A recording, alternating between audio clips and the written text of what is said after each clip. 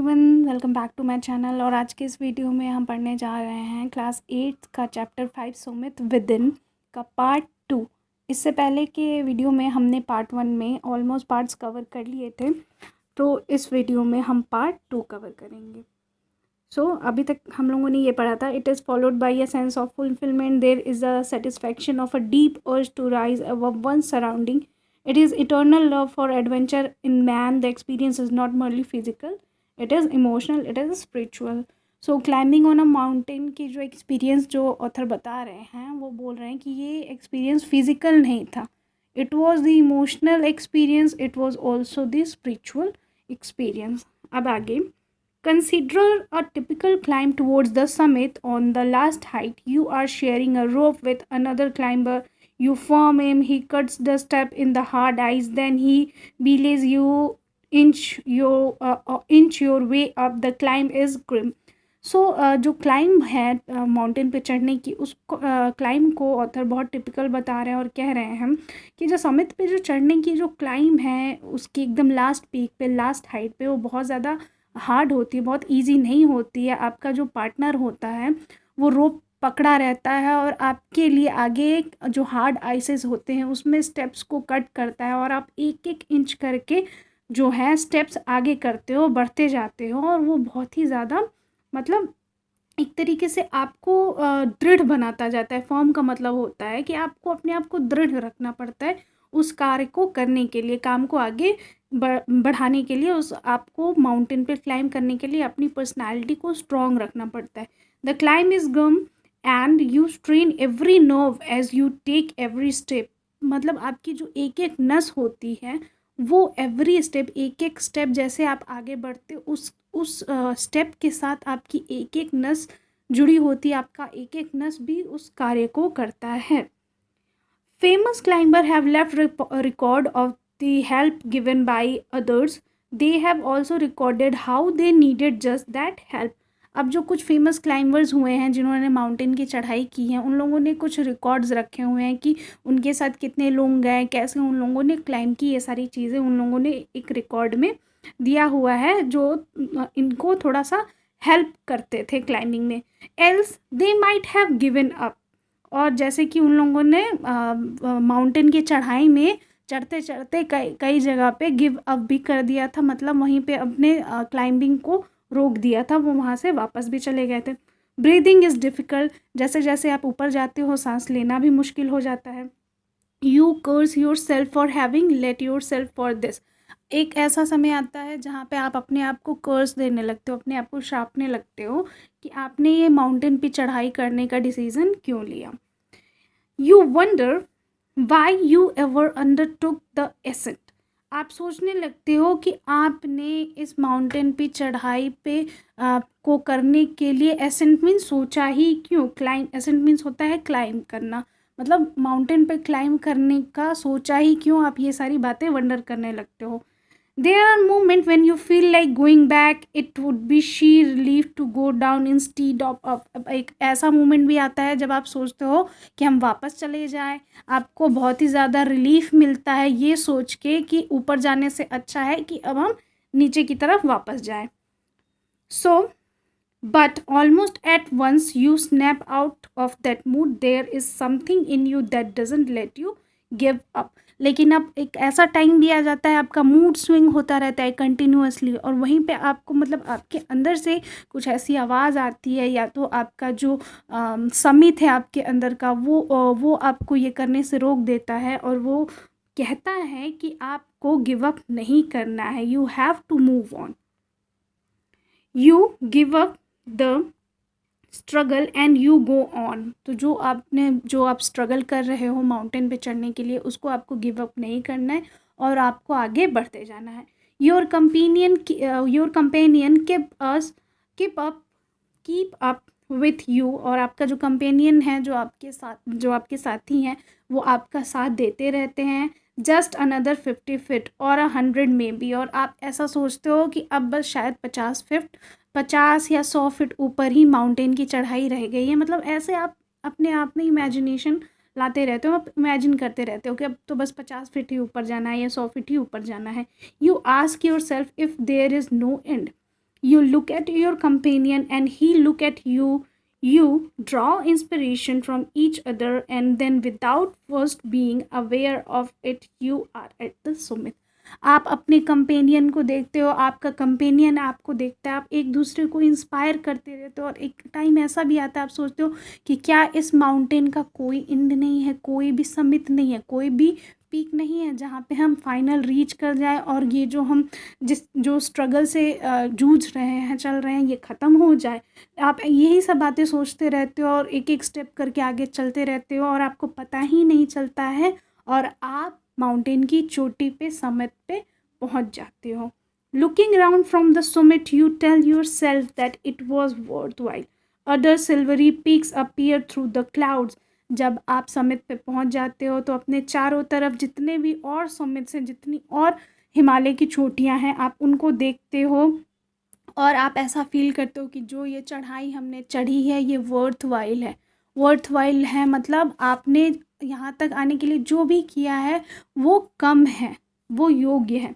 Other silvery peaks appear through the clouds, और जितनी भी पीक्स होती हैं माउंटेन्स की वो सिल्वर कलर की दिखती हैं क्लाउड्स से टच करती हुई। If you are lucky the sun may be on them, अगर आप लकी हो तो जो सन की जो रेज होती हैं वो भी माउंटेन पे शाइन करते हुए आपको दिखती है। The surrounding peaks look like a jewel neck around the neck of your summit, और जितनी भी पीक हैं आपके सराउंड्स में, जितनी भी माउंटेन की पीक्स आपको दिखती हैं, एक सोने से मतलब सोने का जैसे ज्वेलरी पहने हुए उस तरीके से वो चमकती रहती हैं जब सन अपीयर होता है। और आप जिस समिट पे खड़े होते हो तो आपके चारों तरफ इसी तरीके का माहौल दिखता है, इसी तरीके का समिट दिखता है जो एकदम ज्वेलरी से ज्वेल्ड अप होता है। Next, below you see vast valley sloping into the distance. It is an ennobling, enriching experience to just look down from the summit of the mountain.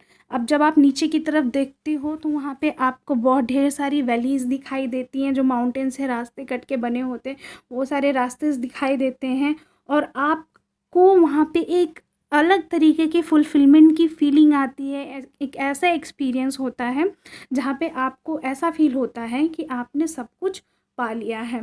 You bow down and make your obeisance to whichever god you worship, और आप अपने घुटनों पे बैठ जाते हो और आप जो जिस भी भगवान को मानते हो आप उनकी वर्शिप करना वहाँ पे स्टार्ट कर देते हो। ऑब्सेंस मीन्स होता है शो योर ओबीडियंस और सबमिशन, मतलब जिसको भी आप मानते हो आप उसको थैंक बोलने लगते हो और उनको थैंक यू बोलना स्टार्ट कर देते हो। I left on Everest picture of Guru Nanak. सो जो ये HPS अहलूवालिया थे वो सिख थे, तो वो गुरु नानक जी की जो फ़ोटो थी उसको उन्होंने वहाँ पे एवरेस्ट की चोटी पे छोड़ दिया था और उनको थैंक यू बोला था। उनके जो पार्टनर थे Rawat left a picture of goddess Durga. Rawat जो थे उन्होंने दुर्गा माता की फ़ोटो वहाँ पे रखी थी। Phu Dorji left a relic of Buddha. अब एक और उनके जो फ्रेंड थे फू डोरजी, वो बुद्धिज़्म थे, तो बुद्धिस्ट थे, तो उन्होंने बुद्धा जी की फ़ोटो वहाँ पे रखी थी। Edmund Hillary had buried across under a chain a heap of rock and the stone in the snow। तो उनके एक और फ्रेंड थे एडमंड हिलरी, उन्होंने क्रॉस का साइन वहाँ पे माउंटेन पे रख दिया था, वो क्रिश्चियन थे, स्नो के बीच में। This are not symbol of conquest but a reverence. अब ये जितने भी उन लोगों ने सिंबल्स रखे थे, जो भी अपने मतलब पूज्य देवी देवताओं के फ़ोटो वहाँ पे रखे थे, वो किसी भी तरीके से कॉन्क्विस्ट मतलब जो होते कि मतलब कि ये सिंबलाइज नहीं कर रहा था कि उन्होंने अब जीत की प्राप्ति कर ली है। कॉन्क्विस्ट मतलब होता है जीत, बट वो क्या शो कर रहा था, क्या सिंबलाइज कर रहा था कि उनकी जो रेवरेंस है, जो श्रद्धा है, उसको सिंबलाइज कर रहा था। वहाँ पे जीत को नहीं सिंबलाइज कर रहा था, उनकी जो श्रद्धा थी भगवान को लेके उसको वो सिंबलाइज कर रहा था। The experience of having climb to the summit change you completely. अब समिट पे चढ़ने का जो क्लाइम होता है वो आपको पूरी तरीके से चेंज कर देता है। There is another summit in within yourself, it is in your own mind. तो हर एक व्यक्ति के अंदर एक समिट होता है और वो समिट जो होता है वो आपके दिमाग में होता है। Each man carries within himself his own mountain peak. हर एक व्यक्ति, प्रत्येक व्यक्ति अपने दिमाग में एक समित, एक पीक को लेके चलता रहता है। पीक मीन्स किसी चीज़ को अचीव करने का और किसी गोल को अचीव करने का जो उसके अंदर जो निश्चित कोई भी व्यक्ति होता है, जो दृढ़ी व्यक्ति होता है, उस चीज़ को अचीव करने की अगर वो बात सोचता है तो वो एक समित के पीक वाले पाथ पे चल रहा होता है कि उसको वो अचीव करना ही करना है। He must climb to it to reach to a fuller knowledge of himself. उसको अपने समित को अचीव करने के लिए एक पूरी तरीके से बहुत अच्छी नॉलेज रखनी चाहिए और उसको अचीव करना ही चाहिए। It is fearful and unscalable. आपका जो सुमित है वो फियरफुल होगा, आप उससे बिल्कुल ना डरो, और अनस्केलेबल मतलब ना ही उसको नापा जोखा जा सकता है। It can not be climbed by any one else. आपके अंदर का जो समित है, आप जिस पीक पे पहुंचना चाहते हो उसको कोई और नहीं क्लाइम कर सकता है, कोई और नहीं चढ़ सकता है। It is you yourself have to do it. ये काम आपको खुद से करना होगा। The physical act of climbing to the summit of mountain outside is akin to the act of climbing to the mountain with in.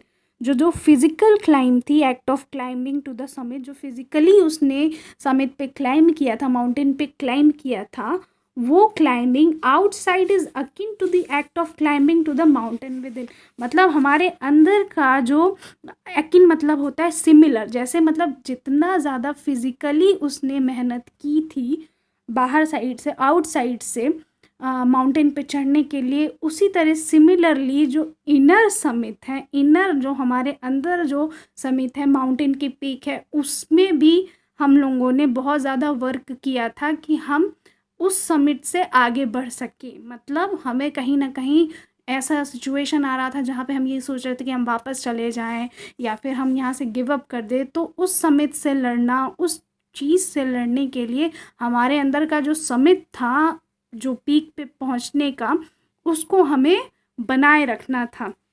The effect of both the climbs are the same. जो effect थी both the climbs वो same थी। Both the climbs means जो outer summit था, जो mountain पे summit की जो क्लाइंबिंग थी वो, और जो इनर क्लाइंब थी, जो हमने अपने मन में, जो अपने अंतरात्मा में, हमारे ब्रेन में जो क्लाइंब था कि हमें यहाँ तक इस गोल को अचीव करना है, वो क्लाइंब और जो आउटर क्लाइंब हमने की, वो दोनों की सिचुएशन बिल्कुल सेम थी। Whether the mountain you climb is physical और emotional and spiritual, the climb will certainly change you. जो आपने माउंटेन पे क्लाइंब की थी, whether it is physical, emotional और स्पिरिचुअल, जो भी क्लाइंब आपने करी थी, वो क्लाइंब आपको सर्टेनली एकदम अचानक से चेंज कर देगी। It teaches you much about the world and about your self. जो क्लाइंब आपने करी है वो आपको दुनिया के बारे में और आपके खुद के बारे में बहुत कुछ सिखाएगी कि आपके अंदर कितनी शक्ति है, आप मेंटली फिजिकली कितने स्ट्रांग हो, वर्ल्ड कैसा है, दुनिया क्या सोचती है आपके बारे में। ये सारी बातें जो समिट का क्लाइंब है वो आपको सिखाएगा। I venture to think that my experience is an Everester has provided me with the inspiration to face life's ordeals resolutely. So यहाँ पे जो ऑथर हैं वो कह रहे हैं कि मैं हमेशा ये सोचता हूँ कि एवरेस्ट पे चढ़ने का जो एक्सपीरियंस है उसने मेरी लाइफ में एक अलग ही तरीके का इंस्पिरेशन दिया है। लाइफ में जितने भी आगे चल के जितने भी अप एंड डाउन्स आएंगे, जितने भी पेनफुल एक्सपीरियंसेस मैंने जो लिए हैं, वो मुझे आगे की लाइफ में बहुत ज़्यादा हेल्पफुल होगा कि मुझे कहीं भी गिव अप नहीं करना है। Climbing the mountain was a worthwhile experience. The conquest of the eternal summit is equally worthwhile. जो कॉन्क्विस्ट था समिट पे चढ़ने का, वो इक्वली उसके लिए बहुत ज़्यादा वर्थवाइल था, बहुत ज़्यादा उपयोगी रहा है, क्योंकि the conquest of the internal summit is equally worthwhile. The eternal summit are perhaps higher than the Everest. क्योंकि उसको समिट पे चढ़ने के बाद ये पता चल जाता है कि माउंटेन के पीक पे चढ़ने से ज़्यादा, माउंटेन के पीक पे चढ़ने से ज़्यादा जो हाईएस्ट पीक है वो समिट, कौन सा पीक, वो जो समिट है वो विद इन द समिट, जो आपके अंदर जो समिट है, आपके माइंड में जो समिट है, वो समिट आपके आउटर समिट से हाईएस्ट है। The eternal summits are perhaps higher than the Everest. जो एवरेस्ट की पीक पे चढ़ने का जो समिट था, जो प्रोसेस था, वो प्रोसेस आपके इनर समिट जो है आपके आउटर समिट से कहीं ज़्यादा हायर है। So this is how we have completed the chapter and explanation of each and every parts.